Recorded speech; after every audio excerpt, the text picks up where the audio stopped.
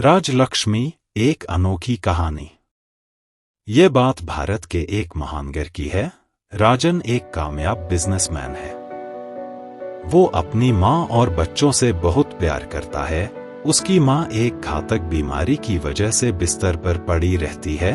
वो अपना काम भी नहीं कर पाती बिना सहारे के। राजन एक शादीशुदा आदमी है, पर उसकी पत्नी बीमारी की वजह से अकाल मृत्यु को प्राप्त हो जाती है। उसके लिए बच्चों और माँ को एक साथ संभालना बहुत मुश्किल हो रहा है। राजन एक समृद्ध परिवार से है। उसके पास पैसे की कोई कमी नहीं। वो एक पूरी तरह से समर्पित कामवाली की तलाश में है। अखबार में इश्तिहार देने का भी कोई खास फायदा नहीं हो रहा। जो भी मेड आती है वो काम को देखकर भाग जाती है। राजन अपने ऑफिस से रात को लेट निकलता है।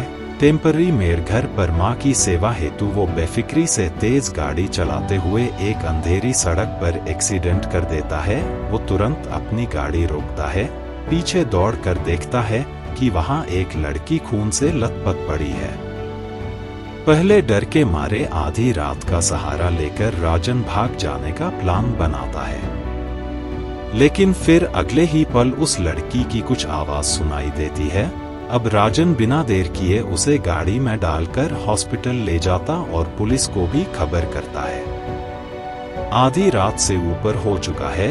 राजन के घर में उसकी माँ, मौसी और कुछ रिश्तेदार आ जाते हैं, लेकिन राजन तो बड़ी मुसीबत में है। उसे होश ही नहीं कि घर पर सब लोग फिक्र करते होंगे। रिश्तेदार बार बार उसका मोबाइल लगाते हैं, पर कोई भी नहीं उठाता। सब बहुत चिंतित हो जाते हैं। इधर हॉस्पिटल में लड़की का इलाज शुरू होता है, तो उधर पुलिस स्टेशन में राजन का स्टेटमेंट रिकॉर्ड होता है। टाइम देखकर वो बहुत घबरा जाता है। अपने मोबाइल को ढूंढते हुए एहसास होता है कि वो तो उस लड़की को उठाते वक्त एक्सीडेंट की जगह पे छूट गया। राजन पुलिस स्टेशन से घर को फोन करता और सारी घटना का विवरण करता हुए अपनी सलामती बयान करता है। पुलिस से इजाजत लेकर वो एक्सीडेंट स्पॉट पे जाता है। अपना मोबाइल देख बहुत खुश होता है। हॉस्पिटल जाकर उस लड़की से मिलता है। कम चोट की वजह से वो पूरे होश में पुलिस को बयान देती है कि ये एक्सीडेंट उसकी गलती से हुआ। ये सुनकर राजन की जान में जान आती है और पुलिस वहां से प्रस्थान कर जाती है। पूछने पर लड़की अपना नाम राजलक्ष्मी बताती है, लेकिन वो है गरीबी की कैद में। जाने अनजाने राजन राजलक्ष्मी की तरफ आकर्षित होता है, ये जानने के बाद कि उसका कोई नहीं, न घर ना ही कोई अपना। दया हेतु राजन राजलक्ष्मी को अपने घर ले जाने का फैसला करता है। मन ही मन ये भी सोचता है कि अगर ये घर में काम संभाल ले तो और क्या चाहिए। हॉस्पिटल से छूटने के बाद राजलक्ष्मी बिन बताए वहां से चली जाती है। वो राजन का एहसान नहीं लेना चाहती, लेकिन राजन उसको जाते हुए देख रोक कर आग्रह करता है कि वो उसे नौकरी देना चाहता है, उस पर एहसान करना नहीं। हिचकिचाते हुए राजलक्ष्मी नौकरी का सुनकर मान जाती है। वो दोनों राजन के घर पर आते हैं। इतना विशाल घर देखकर राजलक्ष्मी चकित हो जाती है। बचपन से भूख और गरीबी से जूझते हुए वो खुश होना भूल गई, पर आज उसकी आंखों में खुशी के आंसू है। राजन बड़ी इज्जत से उसको अपनी माँ से मिलाता है, डरता भी है कि ये भाग ना जाए। इतने में उसकी माँ की तबीयत अचानक खराब होती है। डॉक्टर आने से पहले राजलक्ष्मी उनका बहुत सही उपचार करती है। राजन पूछ ही लेता है कि ये मेडिकल का ज्ञान उसे कैसे मालूम। राजलक्ष्मी सहजता से बताती है कि वो एक नर्स है, पर काम न मिलने से बहुत परेशान थी। नतीजा वो एक्सीडेंट। ये सुनकर राजन और उसकी माँ के अंदर खुशी की लहर दौड़ जाती है। वो उसी वक्त राजलक्ष्मी को अपने घर में रखने का फैसला करते हैं, लेकिन उसकी स्वीकृति के बाद राजलक्ष्मी बड़ी खुशी से इसको स्वीकार करती है। राजन राजलक्ष्मी को अपने बच्चों से मिलाने के बाद उसका कमरा दिखाते हुए उसके काम के बारे में समझाता है। उस रात राजन बहुत बेफिक्री की नींद सोता है। धीरे धीरे राजलक्ष्मी अपनी निष्ठा आत्म सेवा से उस घर का हिस्सा बन जाती है। देखते ही देखते राजन और राजलक्ष्मी मन ही मन में एक दूसरे को चाहने लगते हैं। इसी तरह कुछ महीने बीतते हैं कि अचानक एक दिन राजलक्ष्मी का अतीत एक आदमी के रूप में उसके सामने खड़ा हो जाता है। राजलक्ष्मी उसे देख बहुत घबराती, जोर से चिल्लाती है। ये सुन राजन दौड़कर आता है और पूछता है। दरवाजे के बाहर खड़ा आदमी बदतमीजी से कहता है, साहब राजलक्ष्मी मेरी बीवी है। यहाँ आने के बाद यह घर कभी लौटी ही नहीं, मैं इसको ले जाने आया हूँ। राजलक्ष्मी रोते हुए कहती है, सर यह दुर्जन है। मैं जिस चाल में रहती थी ये वहाँ का गुंडा है।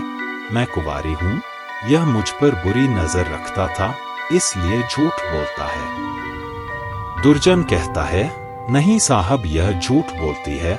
आपको एक्सीडेंट के बहाने फंसाने का प्लान हम दोनों का था, लेकिन यह सब अकेले ही खाना चाहती है। अब शरीफ बनने का नाटक करती है। राजलक्ष्मी कहती है, सर यह सब झूठ है। राजन बहुत परेशान हो जाता है, कुछ फैसला नहीं कर पाता। वो उस वक्त दुर्जन को समझाकर भेज देता है। फिर से राजन राजलक्ष्मी से पूछता है। राजलक्ष्मी बहुत रोते हुए कहती है, सर यह मुझसे शादी करने का जोर डालता था, लेकिन मैं उसे इनकार कर चुकी थी। ये आदमी नहीं हैवान है। अगर आप मुझे इसके पास वापस भेजेंगे तो मैं आत्महत्या कर लूंगी। इतने महीनों के बाद राजन राजलक्ष्मी को पसंद करने लगा था। अब वो बहुत भावुक होकर पूछता है, अगर तुम्हारी बात मान भी लूं तो उसको इस एक्सीडेंट के बारे में हमारे घर का पता कैसे चला? राजलक्ष्मी रोते हुए, सर यह सब मैं नहीं जानती। इस हादसे के बाद पूरे घर का माहौल बदल जाता है। विश्वास पर फरेब भारी होने लगता है। राजलक्ष्मी पर शक का मन इस बात की गवाही नहीं देता। बिना किसी नतीजे के वो अपने काम पर निकल जाता है। राजन की मां राजलक्ष्मी पर शक नहीं करना चाहती, इसलिए खामोश है। कहते हैं नसीब भी सच्चे का साथ देता है। रात को राजन घर लौटते वक्त उसी दुर्जन को चंदा के साथ बात करते देखता है। चंदा वही नौकरानी है जिसको राजन ने चोरी करते हुए पकड़ा और बेइज्जत करके निकाल दिया था। राजन को कुछ कुछ बात समझ में आने लगती है। सच्चाई जानने के लिए राजन दुर्जन को अपने घर बुलाता है। दुर्जन बहुत अहंकार से उससे बात करता और सोचता है कि वह जीत गया।